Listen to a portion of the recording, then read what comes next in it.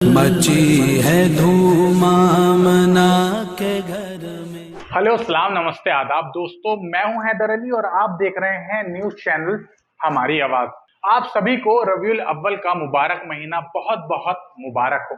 कुरान मजीद की एक आयत में ईश्वर अपने आखिरी संदेशवाहक मोहम्मद साहब पीस बी अपॉन हिम के बारे में जो कहते हैं उसका मतलब कुछ यूं है, और हमने आपका जिक्र बुलंद कर दिया कि आप सल्लल्लाहु अलैहि वसल्लम का जिक्र हमेशा बुलंद रहेगा।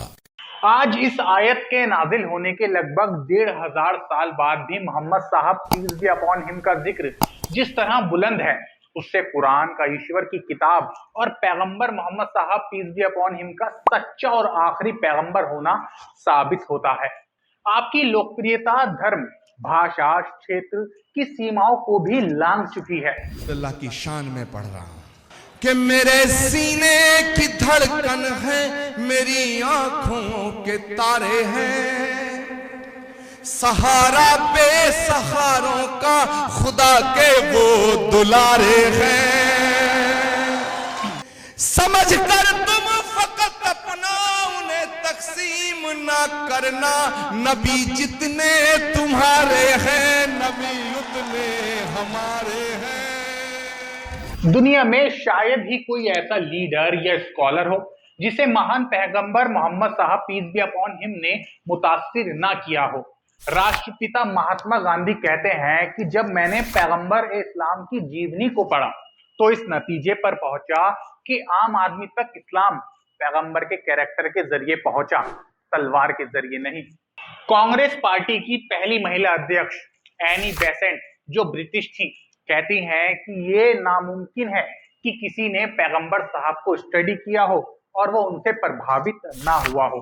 ब्रिटिश इतिहासकार Edward Gibbon, David George Hogarth, Reverend Bosworth Smith, America के वॉशिंगटन इरविन, वहीं के मशहूर scientist John William, French scholar Alphonse de Lamartine, Michael H Hart वगैरह वगैरह दुनिया के अनगिनत नाम हैं जो ना तो पॉलिटिशियन है ना ही अनपढ़ या मजबूर।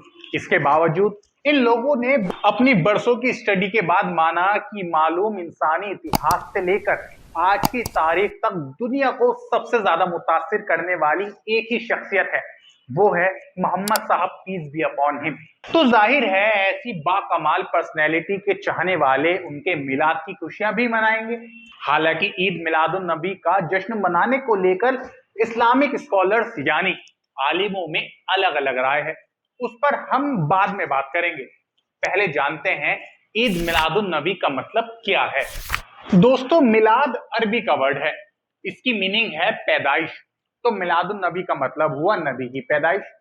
ईद अरबी भाषा में खुशी को कहते हैं, तो ईद मिलादुन नबी मतलब नबी की पैदाइश की खुशी। वैसे तो नबी बहुत सारे हैं, लेकिन लफ्ज ईद मिलादुन नबी का इस्तेमाल आखिरी पैगंबर मोहम्मद साहब पीस बी अपॉन हिम के लिए ही किया जाता है। हालांकि आपकी पैदाइश की तारीख को लेकर अलग अलग राय हैं, लेकिन ज्यादातर इस्लामिक स्कॉलर 12 रबीउल अव्वल को पैगंबर इस्लाम के जन्म की तारीख मानते हैं। इतिहासकार बताते हैं कि ये अंग्रेजी कैलेंडर के हिसाब से सन 570 या 571 ईस्वी का साल था। दोस्तों, अब हम बात करते हैं मोहम्मद साहब पीस बी अपॉन हिम के जन्मदिन का जश्न मनाने, जुलूस निकालने, घरों को सजाने वगैरह को लेकर इस्लामिक स्कॉलर्स में जबरदस्त कंट्राडिक्शन, विरोधाभास या अलग अलग नजरिए की। दोनों नजरिए इतने ज्यादा अलग हैं कि इनमें जमीन आसमान का फर्क है। कुछ उलेमा के नजदीक ये कतई नाजायज है, तो कुछ इस सेलिब्रेशन को ऐन ईमान की निशानी मानते हैं। तो ask me a question that about Eid Miladun नबी। आप देखेंगे कि हमारे मुस्लिम माशरों में जितने हैं, खुसूसन इंडिया, पाकिस्तान और ममालिक में, कि एक ईद मिलादुन नबी मनाया जाता है, वो बर्थडे ऑफ द प्रॉफिट। और अगर आप देखेंगे ये 12 रबी अव्वल है, और जहां तक कि हमें हदीस की रोशनी में हमें यह साबित नहीं होता है कि मोहम्मद सल्लल्लाहु अलैहि वसल्लम ने कभी अपना सालगिरह बनाए, या साहबाज ने या ताइन या तबताइन ने कभी उनका सालगिरह बनाए। तो जब मोहम्मद सल्लल्लाहु अलैहि वसल्लम ने कभी कहा नहीं कि मेरा सालगिरह बनाओ, या कभी साहबाज ने नहीं बनाए, और अगर आज हम उनका सालगिरह बनाते तो ये बिदअत हो जाता है। रसूलुल्लाह सल्लल्लाहु अलैहि वसल्लम अपना बर्थडे नहीं मना रहे, अपनी जन्मदिन नहीं मना रहे, अपनी यौम पैदाइश नहीं मना रहे। और आगे बढ़िए आप حضرت سیدنا ابو بکر صدیق کا دور آیا, 2.5 برس حکومت کے سیدنا ابو بکر صدیق کا مویش, انہوں نے بھی کم از کم 2 مرتبہ ربیع الاول کی تاریخ آئی تھی کہ نہیں آئی تھی؟ ان سے بڑھ کر کے محبت کرنے والا کوئی پیدا ہو سکتا ہے؟ انہوں نے بھی نہیں منائی.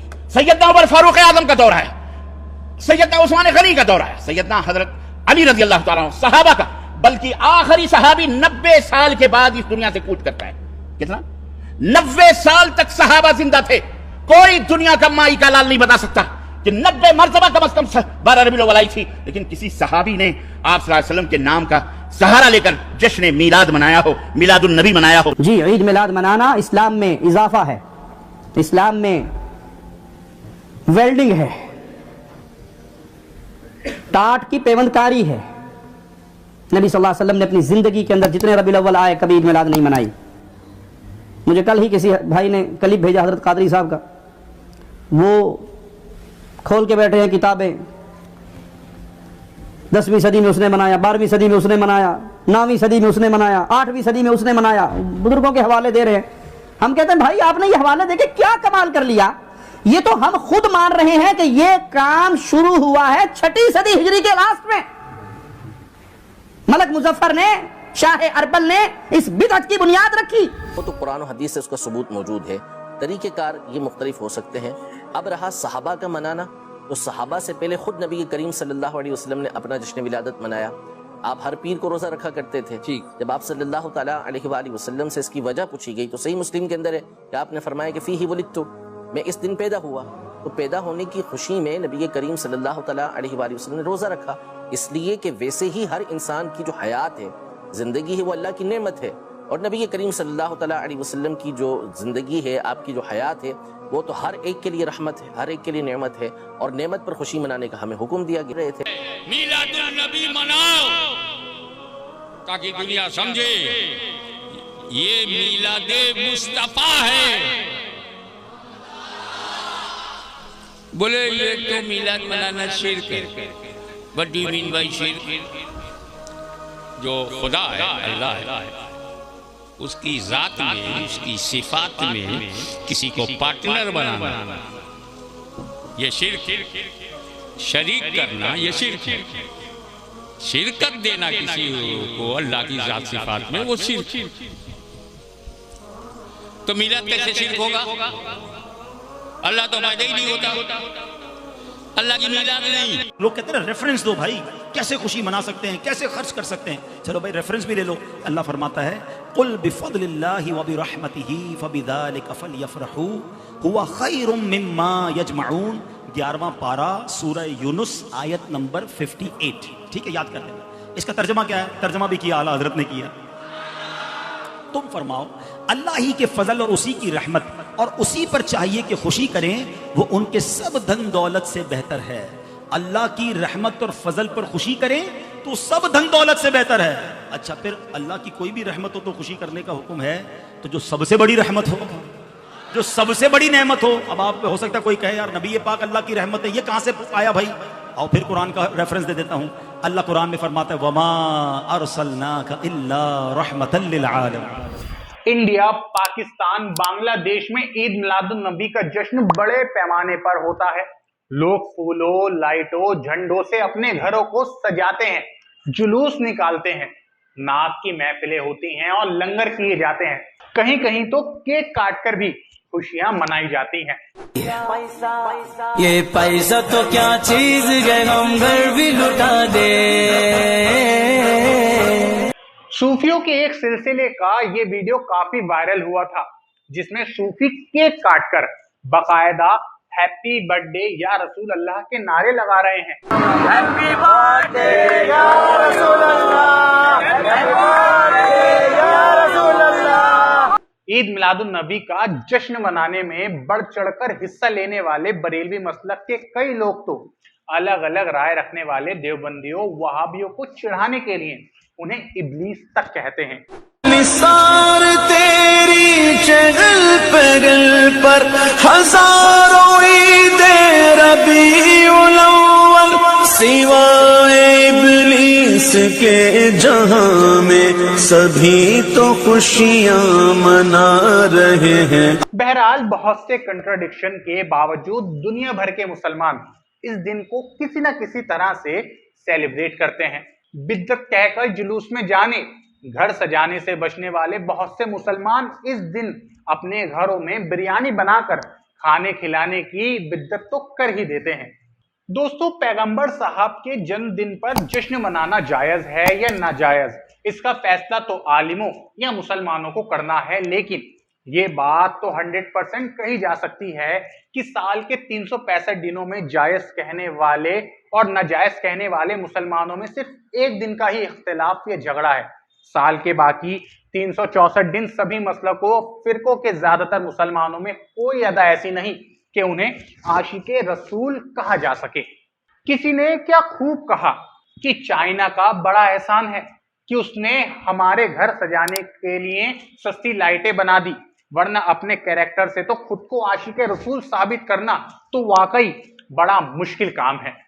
इस वीडियो के आखिर में हम आपसे जल्दी जल्दी 5 बातें करना चाहेंगे। नंबर 1, बर्थडे तो हम अपने बच्चों और फैमिली के और लोगों का भी बनाते हैं, लेकिन क्या हम उन्हें साल के बाकी दिनों भूल जाते हैं? नहीं ना, हमें जिंदगी भर अपनों की खुशी की फिक्र रहती है। हम ऐसा कोई काम नहीं करते जिससे हमारे प्यारे हमसे नाराज हो। तो क्या हमें अपने हर अमल में प्यारे नबी की खुशी का ख्याल रखने की कोशिशें नहीं करनी चाहिए? नंबर 2, हमारे समाज में ऐसे बहुत से लोग हैं जो बर्थडे सेलिब्रेशन को इंग्लिश कल्चर कहकर नकारते हैं। उनके यहाँ बच्चों के जन्मदिन पर केक वगैरह काटना बुरा समझा जाता है, लेकिन क्या वो अपने बच्चों से प्यार नहीं करते? जरूर करते हैं, और उतना ही करते हैं जितना केक काटकर बर्थडे मनाने वाले लोग। इसलिए ऐसे तमाम मुसलमानों को जो अपने आलिमों के कहने पर पैगंबर साहब का जन्मदिन सेलिब्रेट नहीं करते, उन्हें जलील करना या इब्लीस कहना ठीक है? बिल्कुल नहीं। नंबर 3, जो लोग जश्न मनाते हैं खूब मनाएं, जुलूस निकालें, लंगर करें, लेकिन उनके बड़ों को चाहिए कि जोशीले बच्चों, नौजवानों को रोड जाम करने, हुड़दंग मचाने से रोकें। लोगों को लगना चाहिए कि ये भीड़, ये मजमा कायनात में सबसे आला शान रखने वाले से मोहब्बत करने वालों का है। नंबर 4, इस अहम दिन पर अपने प्यारे वतन भारत की तरक्की, खुशहाली और भाईचारे के लिए खास दुआ करें। और अब आखिर में नंबर 5, न्यूज चैनल हमारी आवाज आपसे कहना चाहता है कि उन जगहों पर ज्यादा से ज्यादा वेज लंगर करें जहां गैर मुस्लिम भाइयों का गुजर हो, ताकि सारा आलम रहमतुल लिल आलमीन के लंगर को चखे, क्योंकि रहमतुल लिल आलमीन तमाम आलम के लिए रहमत है। तो ये वीडियो जरूर ज्यादा से ज्यादा लोगों में शेयर करें, अपने चाहने वालों में शेयर करें, ताकि उन्हें भी पता चले कि ईद मिलादुन नबी के दिन असल में क्या करना चाहिए और क्या नहीं। जय हिंद।